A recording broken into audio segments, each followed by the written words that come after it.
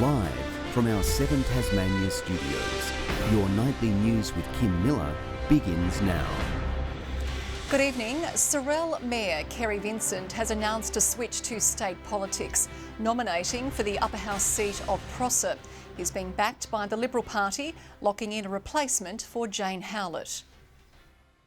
After 12 years as Sorell Mayor, Kerry Vincent's hoping his popularity in the community can help him make the leap to Tasmania's Legislative Council. I got the tap on the shoulder and I thought it was time and the perfect opportunity to step up and have a go at politics and still represent my local area. He'll run as the Liberal candidate in Prosser. Incumbent Jane Howlett set to secure a lower house seat in Lyons. I certainly could have stood as an independent. The close working relationship I've had with the government, I'd like to continue that as a member of the government and see if we can get some further things done for this region. Voters in Prosser, which stretches from the Midlands to the East Coast and the South East, will head to the polls on May 4.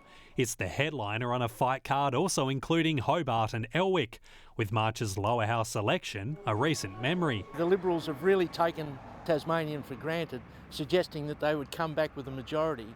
It's time to have someone like myself in there actually holding them to account. Labor candidate Brian Green's confidence hasn't taken a knock, despite voters decisively knocking back Labor. The leadership will be sorted out in the very near future, I hope. And as a result of that, the Labor Party will be back in there advocating on behalf of working people in Tasmania. Two independents have thrown their hat in the ring so far, past Tasman Mayor Kelly Spalding and Save UTAS co-chair Pam Sharp. Former Liberal candidate Gregory Brown had put his hand up for an independent run, but today withdrew. Josh Duggan, 7 Tasmania News. We're getting to the business end of state election vote counting. All eyes are on Braddon, where 19 out of 33 candidates have been excluded, and the Liberals have an 884 vote lead over the Greens for the final seat. Independent Craig Garland remains in the race. Final tallies are expected in the coming days. If the Liberals do win it, it will take them to 15 lower house seats. A Tasmanian man has been charged with offences relating to his alleged possession and dealings with child abuse material. The man appeared in the Launceston Magistrates Court after Tasmania Police executed a search warrant at a Kings Meadows residence last week. Investigators allegedly found child abuse images and videos, as well as messages with minors, stored on the man's mobile phone. The 40-year-old is due to appear in court again on April 26.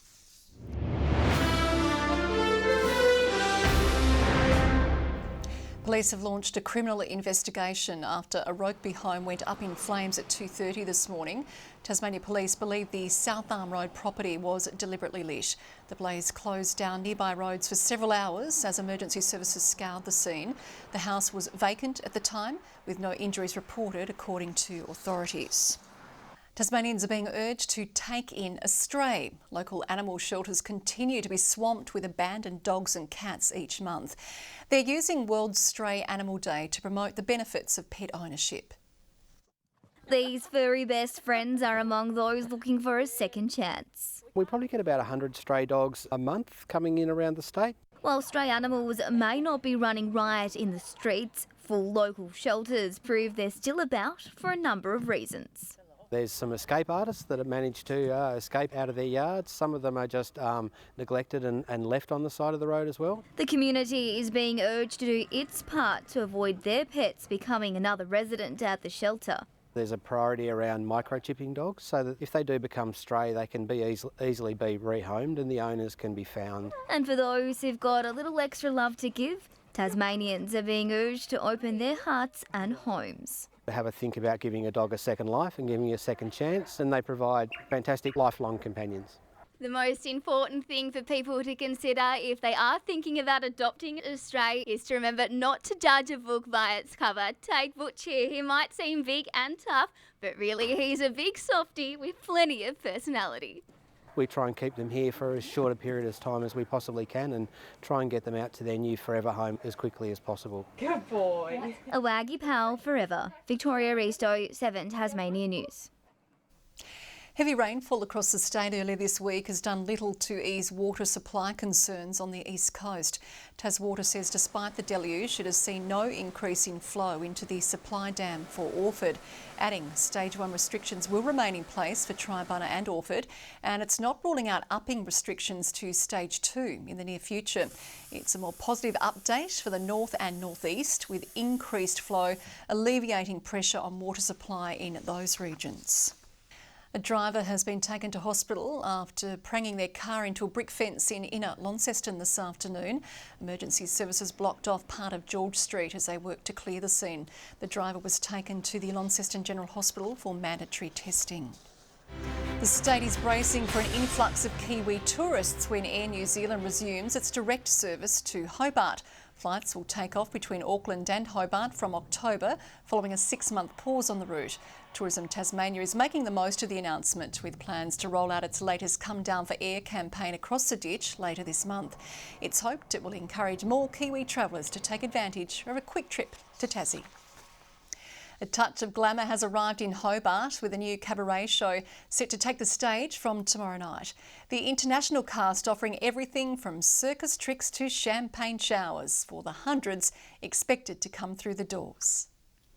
It's travelled the country with the glitz and the glamour now arriving in Tasmania. It's basically a celebration of champagne and a celebration of life and good times. It's been years since the Spiegel tent and the Blanc de Blanc cabaret show set up in Hobart.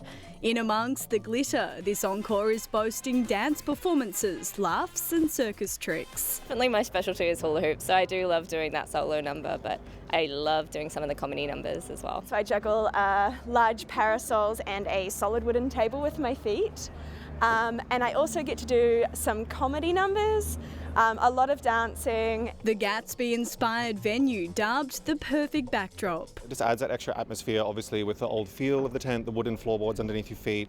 And I think the intimacy is the main one. You can smell the performers, you can see the performers, you can look them right in the eye. It's not just a show that happens on stage, it's a show that happens in, above and around the audience. The audience are really part of the action. Organisers say the ticket pre-sales for the Hobart show could be the most popular they've seen in a decade.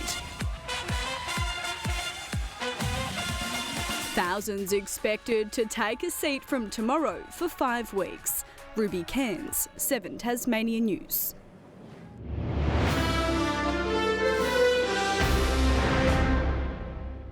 He might hold the record as the highest capped Australian hockey player, but Hobart's Eddie Ockenden has been overlooked for Kookaburra's captaincy at the Paris Olympics.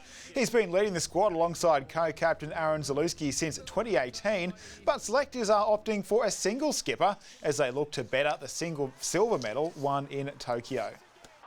The AFL boss is pouring cold water on calls out of Adelaide for a third South Australian team.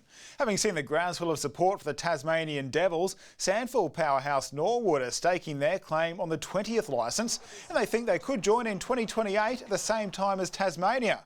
But it seems the league doesn't want any distractions while getting the 19th side off the ground here. Exciting news out of Tasmania in the last couple of weeks with 170,000 members of the Devils, but that's where our focus is at the moment, is bedding down the stadium and making sure we get the Tassie Devils up and running. Devils fans will get their first chance to snap up merchandise when their foundation jumper goes on sale 9 o'clock tomorrow morning. Launceston faces another uphill battle in the TSL, needing to bounce back from their 162-point loss while facing the reigning premiers as Kinborough make their first road trip of the season to Windsor Park. They're backing up from a 60-point win over North Hobart. The way we were able to access the corridor and get some handball receive and energise the ball, I thought was really good. North Hobart played Glenorchy, still an unknown this year. Players, but we'll just go about our business. We'll make some changes as well this week and bring some guys in who I think will really help our team and add some experience. Clarence has this week's bye. Good evening. Hobart 18 degrees, Launceston our high with 20, Devonport and Burnie recorded 17. Close to average temperatures today, Low Head, Friendly Beaches and Bushy Park all 19, Flinders Island and St Helens 18, Strawn and King Island 16, Lyawini a top of 13 after our low of -1, but of course more to come from there over the next few months. Areas of cloud over western and northeastern Tasmania today. Just a drizzle patch or two at Low Rocky Point and Mount Bobs. Not much to report. On the broader picture, low-level cloud is about the southern coast of the mainland and Queensland. Thunderstorms over inland Queensland and New South Wales. Tomorrow, the high continues a ridge over Tasmania and over central Australia as well. A cold front pokes into the picture well to the west of the nation. West-northwesterly winds over the south to 20 knots, a more easterly aspect over the north and east. Forecast for Friday, sunny in Hobart 20, 22 the high for Huonville, mostly sunny for Campania, 5 overnight, 21 the high, 22 for Launceston and partly cloudy, Devonport a top of 20, 21 the high for Georgetown and partly cloudy. Burnie partly cloudy as well, 8 overnight, 19 the top, 19 also for Strawn and Wynyard. And for St Helens, a high of 19 degrees, Swansea 19, a top of 21 for Port Arthur, mostly sunny. On Saturday, partly cloudy over Hobart and Strawn with showers over the rest of the state. Showers into Sunday, more likely over the north and east, winds turning westerly later in the day. And on Monday, west to southwest winds with light showers extending over the state for a period in the afternoon. Mostly sunny and 32 in Perth, a sunny 24 for Adelaide, partly cloudy in Melbourne, rain and possible heavy falls over Canberra and Sydney, 27 and showers for Brisbane. 15 right now in Hobart and cloudy, 16 in Launceston, currently in Devonport it's 15 degrees. Overnight temperatures getting a bit cold, Kim. However, I'm looking forward to overnight lows of 27, tops of 30 for the next 2 weeks. See you when I get back. Oh, rub it in. He's off on holidays again. Make sure you bring us back a big present this time. Well, that wraps up tonight's bulletin as always. Thanks for joining us. For now, on behalf of the 7 Tasmania News team, it's good night.